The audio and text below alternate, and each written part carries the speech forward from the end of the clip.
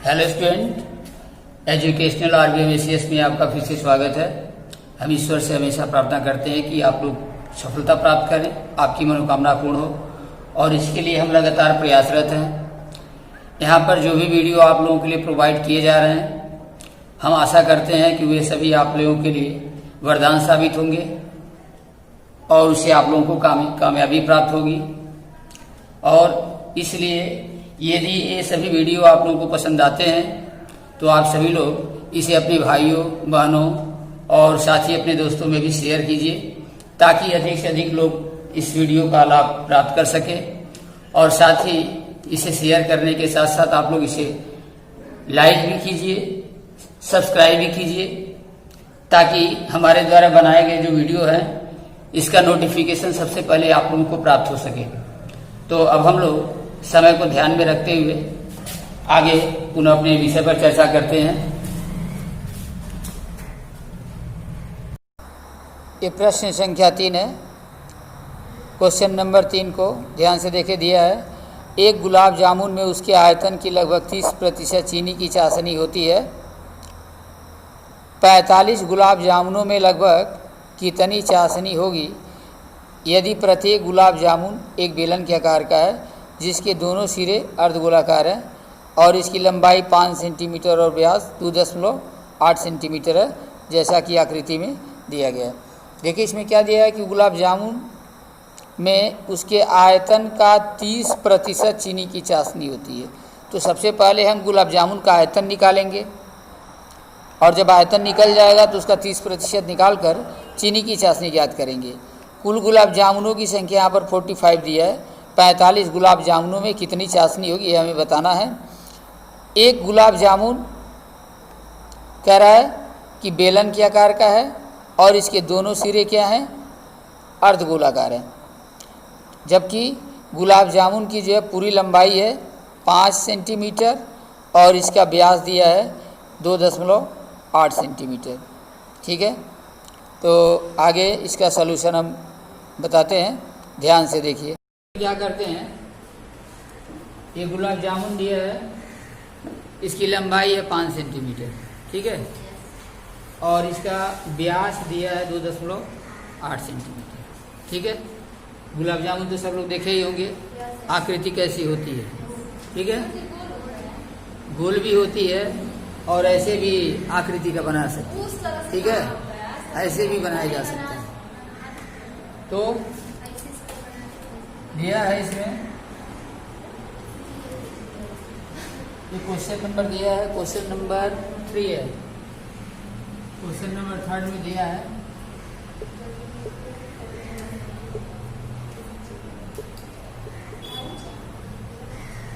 गुलाब जामुन की पूरी लंबाई दिया है 5 सेंटीमीटर। ये पूरा लंबाई दिया है 5 सेंटीमीटर। ठीक है, गुलाब जामुन की पूरी लंबाई 5 सेंटीमीटर, इसमें दोनों किनारों पर अर्धगोला है। ठीक है, दोनों सिरों पर क्या है, अर्धगोलाकार है दोनों सिरों पर, और इसका व्यास कितना दिया है 2.8 सेंटीमीटर। तो त्रिज्या पहले निकालें। तो हम क्या करेंगे, देखें, जब त्रिज्या इसका निकालेंगे तो 1.4 2.8 सेंटीमीटर तो इसका व्यास दिया है, तो त्रिज्या क्या होगा पहले आइए लिख लें। चूंकि व्यास जिसको हम डी मानते हैं, डी बराबर दिया है 2.8 सेंटीमीटर, इसलिए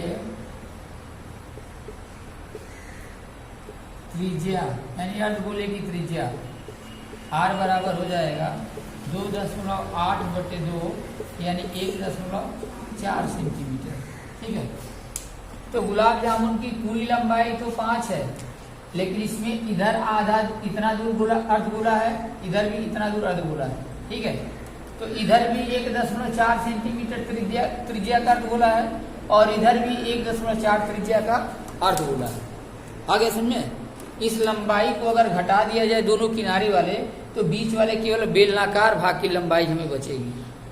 आया समझे, तो सबसे पहले हम बेलनाकार भाग की लंबाई निकालें। अब लिखेंगे बेलनाकार भाग की लंबाई बेलनाकार भाग की लंबाई। तो बेलनाकार भाग की लंबाई निकालेंगे तो कितना होगा, इसी को हम मान लो यस मानते हैं चाहे यल के रूप में। तो बेलनाकार भाग की लंबाई चाहे यल से ही ले लेते हैं। तो बेलनाकार भाग की लंबाई यल क्या होगा, 5 में से 1.4 उधर भी है और 1.4 इधर भी है। तो 2 गुणे 1.4 यानी 1.4 का दूना क्या करेंगे, घटा देंगे। तो हो जाएगा 5 माइनस ये हो गया 2.8। अब इसको घटाएंगे तो 5 में से 2.8 घटाएंगे तो हो जाएगा 10 में से 8 गया 2 और 4 में से 2 गया 2, यानी 2.2 सेंटीमीटर या केवल बेलनाकार भाग की माप हो गई। यहाँ से यहाँ तक की दूरी हो गई हमारा 2.2। आगे सुनिए, तो बेलनाकार भाग की लंबाई मालूम हो गई। और त्रिज्या, तो बेलनाकार भाग का भी 1.4 होगा, अर्धगोले की भी त्रिज्या क्या होगी, 1.4 ही होगी। आगे समझ में, तो क्या करेंगे, अब इस पूरे एक गुलाब जामुन का हम आयतन निकालेंगे, कितना आयतन है। तो लिखेंगे बेलनाकार भाग का आयतन, बेलनाकार भाग का आयतन। अब देखिए जो बीच वाला भाग है केवल निकाल रहे हैं, तो इस भाग की आयतन कितना होगा, इसकी लंबाई चाहे ऊंचाई, जैसे हम लोग बेलन का आयतन पढ़े हैं कि बेलन का आयतन होता है पाई आर स्क्वायर एच। ठीक है, कोई भी जैसे कि मान लो अगर बताया गया था फार्मूले में कि ऐसे कि मान लो अगर कोई बेलन दिया गया हो, इसकी त्रिज्या अगर आर हो और ऊंचाई यदि एच हो, तो इसका आयतन हो कितना होता है, बेलन का आयतन होता है पाई आर स्क्वायर एच। ठीक है, अगर बेलन की त्रिज्या आर हो और ऊंचाई यदि एच हो तो बेलन का आयतन होता है पाई आर स्क्वायर एच। यहाँ पर इसका आयतन हो गया पाई आर स्क्वायर एच, यही होता है। यहाँ भी देखें, ये जो बीच वाला भाग है बेलन के ही आकार का है, तो यहाँ से यहाँ तक इसकी ऊंचाई जो लंबाई दी है उसकी ऊंचाई मान लेंगे, और यहाँ पर इसके किनारे जो है ये अर्धगोले हैं, तो इसकी त्रिज्या हम अभी निकाले हैं कि 1.4 सेंटीमीटर दी गई है। ठीक है, तो हम क्या निकालेंगे, बेलनाकार भाग का आयतन। तो आयतन होता है formula pi r square h, यही होता है। अब पाई को रहने दें, आर स्क्वायर, आर यही है हमारा 1.4, तो इसको लिखेंगे 1.4 का होल स्क्वायर, और गुणे एच है, तो एच का मान हम क्या निकालेंगे, जो लंबाई है, इसके लंबाई जो निकालेंगे बराबर 2.2, ये हो गया 2.2। ये हो गया हमारा बेलनाकार भाग का आयतन। ठीक है, अब इसको हल कर लें, पाई का मान निकालेंगे तो 22/7 गुणे 1.4 का होल स्क्वायर है, तो 1.4 दो बार लिखेंगे, गुणे 2.2। 7 से इसको कैंसिल कर दे, 7 से 7 दूनी 14, 0.2 बार कटेगा। ठीक है, अब इसको गुणा कर देना है। यहाँ देखिए 22 दूनी हो गया 44, और एक अंक के पीछे 0 दिया है, यहाँ 0 भी लगा देते हैं, 4.4 हो जाएगा। और 22 से 14 में गुणा कर देते हैं, तो 14 से गुणा करेंगे, 14 दूनी 28 और 14 दूनी 28 दू 30, और यहाँ पर देखिए एक अंक के पीछे यहाँ भी है 0 और एक अंक के पीछे यहाँ पर है, यहाँ 2 अंक के पीछे 0 दे देंगे। इसका मतलब हो जाएगा यहाँ पर 3.08, 3.08 आया यहाँ तक समझ में। गुणा कर रहे हैं, बेलनाकार भाग का आयतन निकाल रहे हैं, तो बेलनाकार भाग का आयतन क्या हुआ, pi r square h. Pi r का मान 1.4 का स्क्वायर किए हैं, अगुणे एच का मान जो बेलनाकार भाग की लंबाई है 2.2, तो यहाँ पर 1.4 का वर्ग करेंगे तो 1.4 गुणे 1.4, 7 से कटाए तो 0.2 बार कटेगा, यानी कुछ नहीं, इसके पीछे तो मान लें 0 है। ठीक है, 0.2। अब गुणा करेंगे तो 22 दूनी 44, तो एक अंक के पीछे 0 है, तो 4.4 हो जाएगा, और यहाँ पर 1.4 में इससे गुणा करेंगे तो 14 दूनी 28, 14 दूनी 28 दू 30, तो हो गया 3.08, 2 अंक के पीछे 10 लगा देंगे। अब इन दोनों का गुणा करेंगे तो क्या होगा, अब निकालेंगे तो देखिए 3.08 में 4.4 का गुणा तो 3.08 में 4.4 का गुणा, तो 4/32 और 4 तिया 12, यहाँ भी हो जाएगा 12/32। जोड़ेंगे तो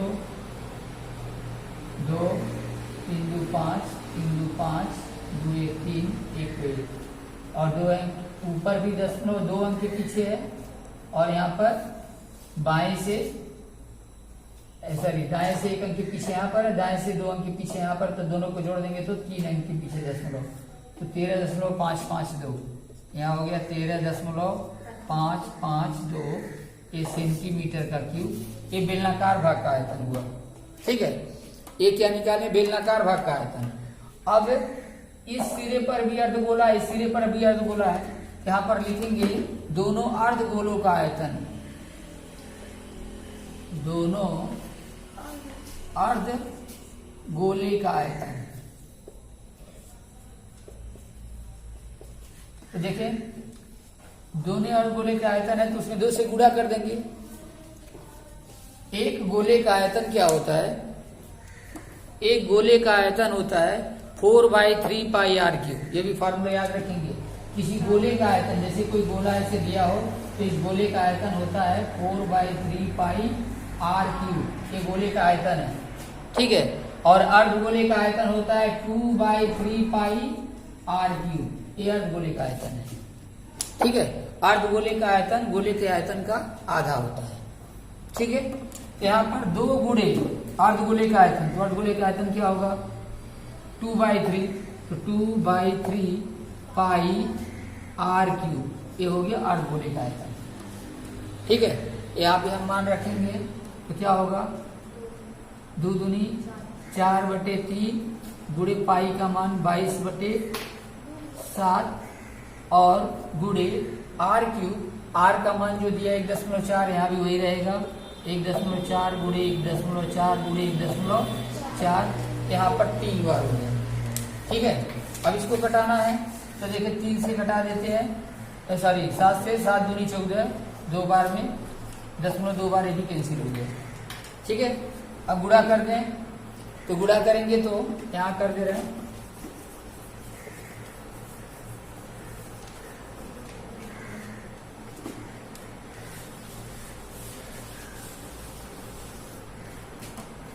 अब देखिए इसका गुणा करेंगे जब, तो 2288 हुआ। यहाँ बता दे रहे हैं बराबर, इसके नीचे वाला पार्ट यहाँ बता रहे हैं, तो 2288 हो गया। ठीक है, यहाँ 88 लिख दिए और गुणे 14 में 14 का गुणा करेंगे, दशमलव देखिए 0.2 है, तो 0.2 यहाँ लिख देते हैं, और 1.4 में 1.4 का गुणा, मतलब 14 का वर्ग होता है 196। ठीक है, 14 में 14 का गुणा करेंगे, नहीं अगर वर्ग मालूम है तो गुणा करेंगे, 14 से 56 तो 5 का, और 14 को 14 5 19 196। ठीक है, तो 14 का वर्ग कितना हो गया? 1.96। 2 अंक के पीछे दशमलव लगेगा, क्योंकि 1 अंक के पीछे यहाँ भी, 1 अंक के पीछे दशमलव यहाँ पर भी, तो हो गया 1.96। अब बट्टे 3। अब यहाँ पर निकालेंगे, फिर गुणा कर दें, 88 गुना होता है 176, 2/16, 2/16 176, और 1 अंक के पीछे इसमें दशमलव है, और इसमें हमको गुणा करना है 1.96 से। ठीक है, 1.96 से गुणा करना है, तो गुणा कर दिया 6 6 36 को 6 हासिल 3 का, 6 से 42 3 45 को 5 हासिल 4 का, और 6 कम 6 4 10। 9 से गुणा करें, 9 6 54 को 4 हासिल 5 हो गया, और 9 7 63 5 68 हासिल 6 हो गया, 9 कम 9 6 15 हो गया। अब 1 से गुणा करना है, तो वही रहेगा 6 7 और 1।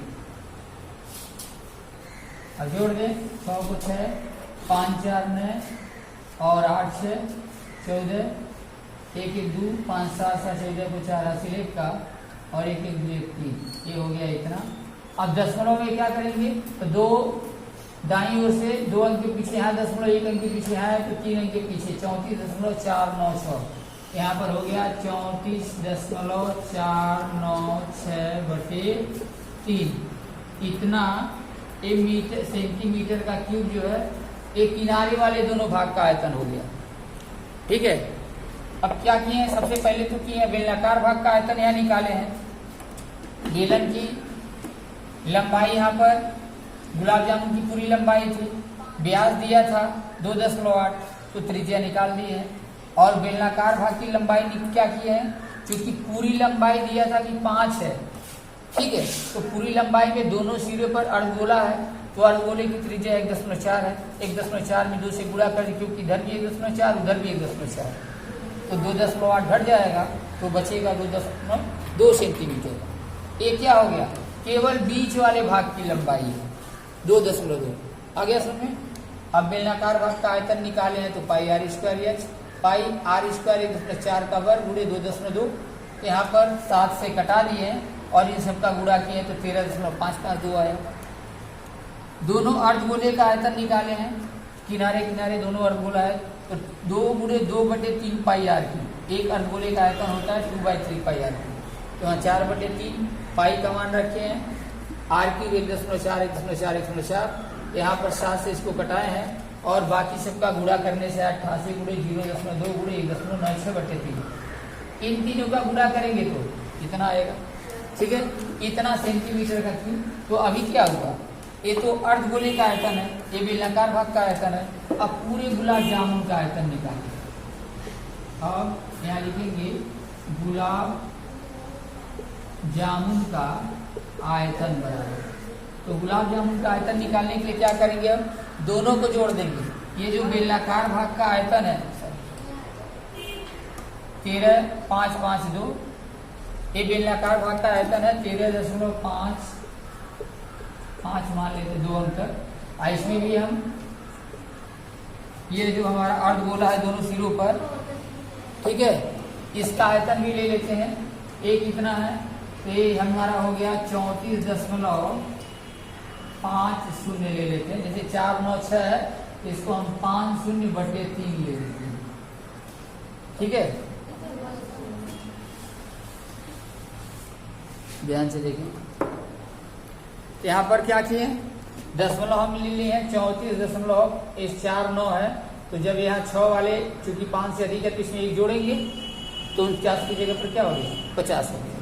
अब इसको करेंगे तो देखिए हो गया हमारा लस आएगा इसका 3, यहाँ 3 से गुणा करेंगे तो 3 × 15, 3 × 15 16, 3 × 9 1 10 और 3 × 3 4, 3 × 15, 3 × 15 16, 3 × 9 1 10, 3 × 3 4 और 2 अंक के पीछे यहाँ 10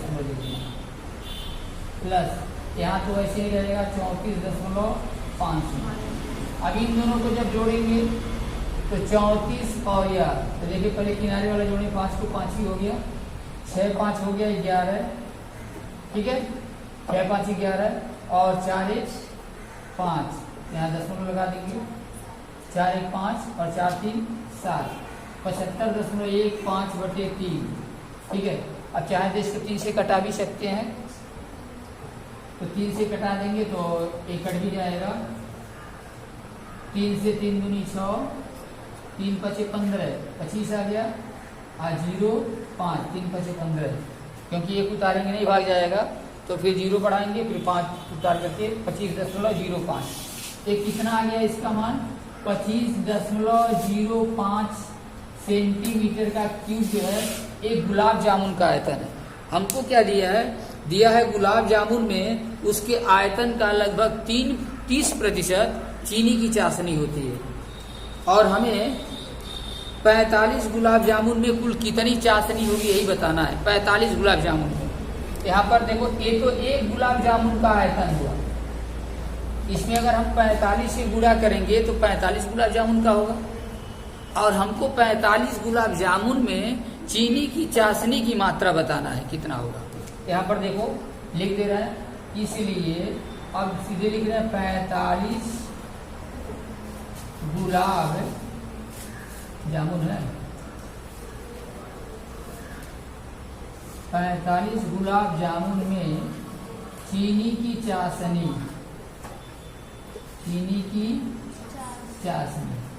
कितनी होगी, नीचे निकाल रहे हैं। नीचे देखे क्या है, एक गुलाब जामुन का देखो दिया है 25.05, तो 45 गुलाब जामुन का होगा तो उसमें 45 से क्या कर देंगे गुणा, तो 45 गुणे 25.05 हो गया। ठीक है, और इसी गुलाब जामुन का जितना आया है 45 का, इसका 30% का मतलब होता है 30/100। यही जो चीनी की चाशनी है। अब इसी को हल कर देना है, जितना आएगा वही हमारा आंसर होगा। तो देखिए एक 0 से एक 0 कैंसिल कर देते हैं। ठीक है, अब 3 से सब में केवल गुणा कर दें, चाहे इन दोनों का गुणा कर दें। तो गुणा करेंगे तो बस यही हमको ध्यान देना कितना इसका गुणा करने से आता है। तो देखिए 3 से अगर गुणा करेंगे तो 3 × 5 = 15, 3 से गुणा करेंगे तो 3 × 5 = 15 और 3 × 5 = 15 और 3 दूनी 6 1 7 हो गया ना। 25.05 में 3 से गुणा करेंगे तो 3 × 5 = 15, 3 × 5 = 15 और 3 दूनी 6 1 7 इतना हुआ। और इसमें हम 45 का गुणा कर दें 45 से। ठीक, तो 45 से गुणा करेंगे तो 5 × 5 = 25, हासिल 2 का 5 × 5 = 2 7, 5 से 5 बचे 25 और 5 × 7 = 35, 2 37। फिर 4 से गुणा कर दें, 4 × 5 = 20, 4 × 1 = 4, 2 6 और 4 से 4 बचे 20 और 4 7 28, 2 30। यहाँ पर 5 को 5, 7 को 7, 6 5 11, 7 1 8 और 3 को 3 और 3 को 3। ठीक है, जोड़ लेंगे ठीक से। 5 को 5, 7 को 7, 6 5 11, 7 1 8, 3 को 3। तो यहाँ पर देखें, ये तो गुलाब जामुन का पूरा आयतन हो गया। 45 गुलाब जामुन में चीनी की चाशनी जब निकालेंगे तो एक गुलाब जामुन में चीनी की चाशनी है, इसमें 45 से गुणा करेंगे और इसका 30%, तो 30% जब निकालेंगे तो एक 0 से 30% का मतलब 30/100। एक 0 कैंसिल कर देंगे तो बचेगा 3/10। अब इसमें 45 में 25.05 और उसमें 3 का गुणा करेंगे तो आएगा इतना 338.175। ठीक है, 2 अंक के पीछे यहाँ पर दशमलव दिया है और चूंकि यहाँ पर 10 दिया है नीचे हर में, तो 1 अंक के पीछे और दशमलव आ जाएगा, तो यहाँ पर 3 अंक के पीछे दशमलव आ जाएगा, यानी यही 338 सेंटीमीटर क्यूब या 338.175 सेंटीमीटर का क्यूब करेक्ट आंसर होगा।